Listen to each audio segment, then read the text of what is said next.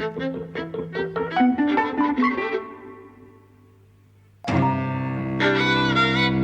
and welcome to Eavesdropping at the Movies. I'm Mike. And I'm Jose. And we're talking about The Suicide Squad today. Not Suicide Squad, but its sequel, its first real sequel, I suppose. So Suicide Squad came out in 2016 and went down incredibly badly with everyone except for you. You said it was colourful and imaginative and you liked it. I gave a mixed response to it.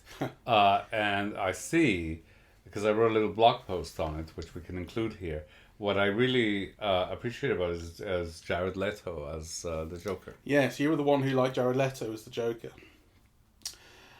Was I the only one? Yes. Well, everyone else is wrong. It was very widely considered to be an absolute mess. And there are all these stories about it being recut by the company that did the trailer for it. I don't know how true some of these are, but it did kind of speak to a messy production. Its sequel, well, its kind of spin-off, was Birds of Prey, which was the Harley Quinn movie, which we saw together. Which women really liked. I was really surprised by that. And there were things that, we really didn't pick up on, but we didn't really have a very good time in it. But it wasn't entirely aimed at us, really. This is more aimed at us. So this is The Suicide Squad, which is the first kind of flat-out sequel, I suppose. Although it doesn't really play as... It doesn't play as a continuation of the story of either of the films. It's just another episode in the adventures of this group. Yes. And a lot of the group is different as well. Characters are different. There are some that return and some that return and perish. Yeah. Margot Robbie is clearly structured in as the star of the film. She's given a big star entrance. Yeah, and a big star role. She's kind of separate to everything else. So I suppose spoiler territory will be coming up. She's part of this first wave that is sent in to invade this island, and she's the only surviving member of it. Actually, she and Flag, the other guy, who was in the first film. And then the other team, which is most of the film, which is Idris Elba, the shark guy, a couple of others, they are the main team that you follow, and they kind of meet up. So yes. So she's separate and involved. But I do think, actually, the film does balance the characters quite well. I think so too. I mean, I think everyone is given their bit, and she's supported by a whole bunch of kind of B-grade hunks, really. Yeah, B-grade stars, A-list hunks. Yeah, they're very hunky, but they're not quite, at the top tier of stardom. So Joel Kinnaman, John Cena, Idris Elba. Yeah. What I would say, and you may well disagree with this because we don't really think very much of Idris Elba on this podcast, but I think this is the best I've seen him in a film. I loved him. I think he's really good in this. He suits really, it really and he plays it right. That's right. And the other two, I mean, they're given action sequences, but they're actually not given much to play. No. Right, whereas he is. Yeah, so he's very charming. He's given emotions to play. He's given lots of action to do. He comes off, I think, the best of the lot, really. And Margot Robbie, who I think is wonderful. I think she's given too much comedy that just doesn't work, though. And I'm not sure that it's entirely her fault. In fact, I don't really think it is. I think there's quite a lot of jokes in the film that just don't land. Everything falls flat. And she's responsible for a lot of them because she's the kooky, mad character. It's not her fault, though. No. I think she plays it really well. I just think it's so leaden. I mean, I think I laughed maybe twice. Yeah, I did laugh a few times. There are things that work, and I mean, in a film this long and this devoted to trying to make you laugh, it would be really ridiculous if nothing worked. But a lot of stuff really falls flat. I think 2 laughs in 2 hours in what is meant to be like an action comedy is too little. I kind of, I was very admiring of many things actually, of the production and the use of color and the kind of Godzilla type thing with the star and the way that it looked really poppy and the starfish, the use of animation, with the shark. I mean, there's a lot of like really interesting things in it. But I must say, I was dying for the film to be finished. Yeah. It grew on me, I have to say. I mean, I didn't expect very much. And I should say that, even though I say the first one went down like a ton of bricks, it made a lot of money. It made like $750 million. So, it would be rewriting history to say it was just completely dead. No, it was like the 10th highest grossing film that year. This has lots of good bits that I like. Has lots of bits. I like the design of the big alien at the end, right? The starfish, Starro, its name is. You know, I like it, as you say. It's poppy. It's got this big eye in it. Like, it's cartoony. It has a sense of humour. It wants to be wacky and silly. And then in that sense, all the really heavy gore that you get it fits in with that. It's cartoonily heavy. You know, but it also does come across, I must say, the gore and the swearing, as it comes across as though they were really trying as hard as they could to get an 18 rating, and it's still only a 15. The BBFC weren't impressed. They were like, this is just immature. Yeah. If it had some sex in it, they would have, but they're very scared. Well, of they sex. had some full frontal male nudity, which I thought, what is that doing in this film? Like, you know. Yeah, it's but just it was like some extra getting shot. It was a joke, kind of full frontal nudity. You know, it wasn't the sex scene. You know? No. That would have been something that really ramped up the rating. I found it really leaden, I must say. And there were a lot of things that I thought were just misjudged. So, the whole rat thing, for me, it was like, ugh. What's wrong with it? Well, I mean, the film makes it into something, right? If the most despised and low, you know, animal in the world has a purpose, you know, so do we. But really, I just found it like, I find rats disgusting. And yeah, I have a visceral response to them. And, you know, making such a major part of the film rats and trying to make the rat lovable, like, you know, it worked in Ratatouille up to a point, but it doesn't work here for me. I like rats. And? My brother used to keep rats. Yes. They're really friendly, lovely, sweet things. No one believes it until you actually show them a rat. And they go, actually, they're lovely. Ugh. But they're really nice rats.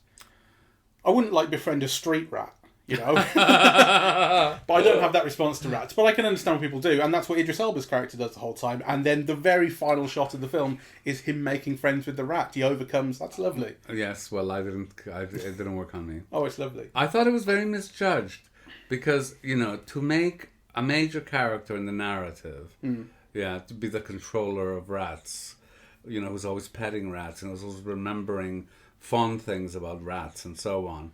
It's really asking a lot of the audience, who I suspect are a lot more like me than like you.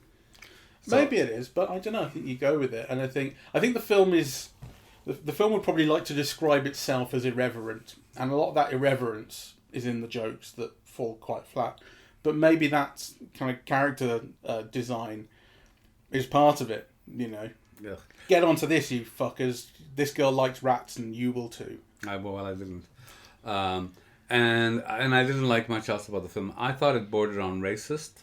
You know, like the whole Latin America thing, you know, the way that kind of, you know, people were depicted. Well, let's briefly say what the context is for this, is that the Suicide Squad have been told to go to this, it's a fictional South American island, where there is this Project Starfish, which it turns out is this giant starfish that they have to fight at the end of the film. And it's this American project, you realise, and the reason that they're there is to keep everything under wraps and stop it getting out and keep the American secret for them. Keep the world from knowing that America was involved in this, that they farmed this project off to this South American island. And on the way there, they have to pick up Flag, who was lost in the earlier mission. He's been captured, so they think. And so they slaughter all of these South Americans, people who, you know, in this camp, silently, you know, without speaking to them, without really engaging in a fight. They do it very efficiently. And then they get there, and what they learn is that actually these guys are on their side. These are freedom fighters. They oppose the government, and the Flag is getting on with them. And so the film is ultimately undercutting what you've just seen, but it is horrible when you're watching it. And I'm thinking, this is imperialist, right?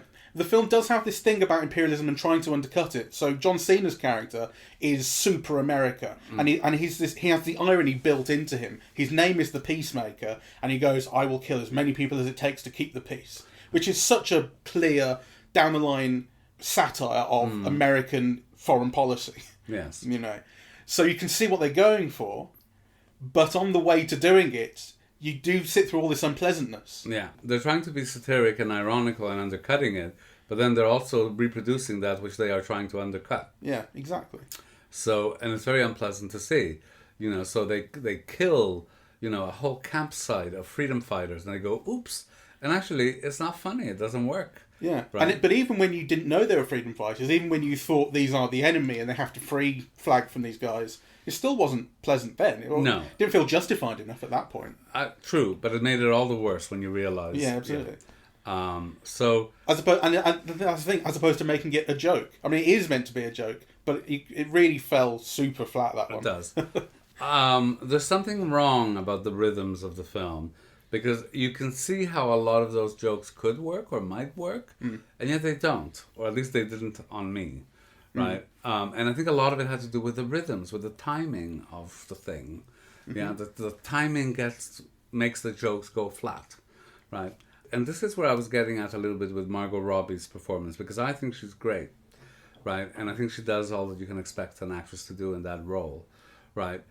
But there's something about the way that it's cut together, just about the timing of the thing, about, how the next scene kind of, goes into her response, that undermines the joke, or that doesn't land the joke. Yeah, and I think it has to do with the rhythms of the thing. Yeah, maybe. I mean, it didn't occur to me that timing was an issue, but it just occurred to me that writing was, that I just didn't share this film's sense of humour in many ways. And actually, it's kind of broader tone I really didn't mind. That sense, like I was saying, of cartoonishness, this overarching silliness to it, where the alien is this big, colourful starfish, quite silly. So that's where I got on with it, but just the execution of almost everything landed badly with me. Me too. I mentioned to you at one point towards the end when they're fighting the thing, it's when Idris Elba's shooting at it.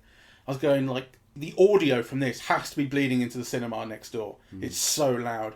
And I was thinking, have I seen a film that's louder than this? And I think, I've seen films equally as loud, right? There are films that just max out the sound, but there's no film that does it as relentlessly. It's extended. There are films that will get that loud for a bit, but this, with the guitars going underneath, super, super, super loud. Now, that's not necessarily a criticism. I didn't mind that. I quite like, I didn't mind the sort of, the excess, I suppose. But it didn't, it felt like it was doing that in lieu of being a bit more exciting. Well, maybe because, for me, the only thing that I truly loved about the film, that I thought really worked well, was the music. Yeah, lots of good music choices. Yeah, lots of good music choices, and also kind of very well deployed. Yeah, that you can see the rationale for this particular piece of music in this particular scene. So that's the only thing that I loved in an unqualified way about the film. So there maybe the reason for amping everything up is to obliterate everything else that is so wrong with the film. And actually, I do think the film is tone deaf in many ways. So, for example, one of the things that, for me, kind of doesn't land, they try to make a joke out of John Cena's body, right? He's like really built, and they have him in skimpy underwear, and they're shooting him from below, right? And they try to get a joke out of it, and it fails, or at least it didn't work with me.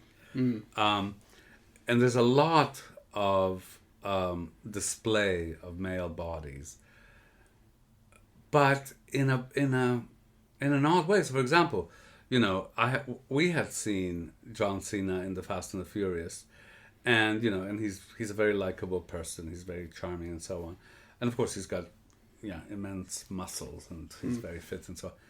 But actually, what this film draws attention to you is actually how ugly his arms are. That he's got like varicose veins all over his arms, right? Like, they're huge veins, and they go in like very unattractive circles, and it's like a little spider web of like popped out veins. And you think, I mean, anybody who's edited this film will have noticed all of that, right? Like, why are they showing this to you? What's it kind of I must say that didn't occur to me. I mean, I'm sure you're right. I never even thought maybe there's something off. I mean, well, it's impossible to comment.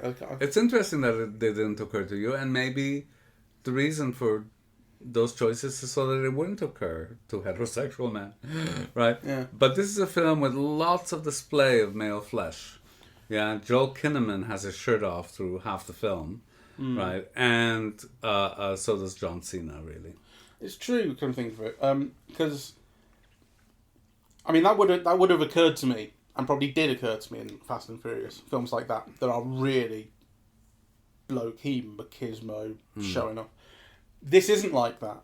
No. Doesn't have that tone. So I don't know. You're right that people did have their shirts off a fair bit. Yeah, more than a fair bit. But I didn't feel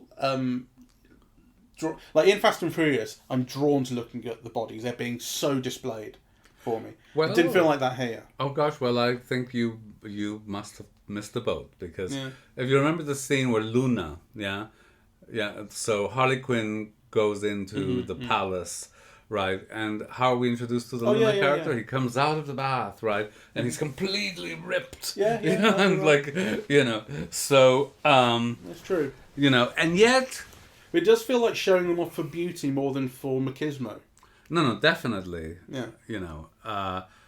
Though then I'm thinking if it's showing it off, for a kind of, to make the audience desire or whatever, to incite desire. Then why follow it up with the other choices? So, for example, the Luna character, he's introduced like Venus coming out of the bathtub in a way. But then when he's filmed in the sex scene with Harley Quinn, like you see all the lines in the face, that kind of not enough attention has been paid. If the intention is to incite desire and to make it beautiful, the film fails, because you're noticing lines and imperfections, and like I said, with John Cena, those immense veins that he's got in his forearms, right? That really do look like varicose veins in the arm rather than So anyway, I thought that was kind of misjudged and odd. But when I think of a big veiny arms, I think of Sylvester Stallone, who is in this, but he does the voice of the shark guy. But I think of his because his are like steroid abused. You see him in the Expendable films. Yes. He's like he seems like a properly broken physical specimen. Whereas John Cena, I think, still looks all right. Well, I think it wasn't just that he had these big veins. It was also the way that they manifest themselves in the forearms. It wasn't just like a line, going down the arm. It was like, So I found it like repulsive. I'll have to have a look when it comes out on streaming, because I'm not going to go to the cinema to see it again. Yeah. Because despite everything, it was all right. I felt diverted enough throughout. I didn't feel so bored by anything or anything like that. I thought it was the best Suicide Squad film so far, but the bar is not high. Oh, wow. I was bored and I couldn't wait for it to end. Yeah, I sort of didn't mind it, but I couldn't recommend it. God. All right, well, thank you very much for listening. We're eavesdropping at the movies, and we are on Apple Podcasts, Audible, I just found out we're on, Google Podcasts, Spotify, SoundCloud, and YouTube. On social media, we're on Facebook and Twitter, at Eavesdrop Movies, and the website is eavesdroppingatthemovies.com. Thank you very much for listening. Bye-bye.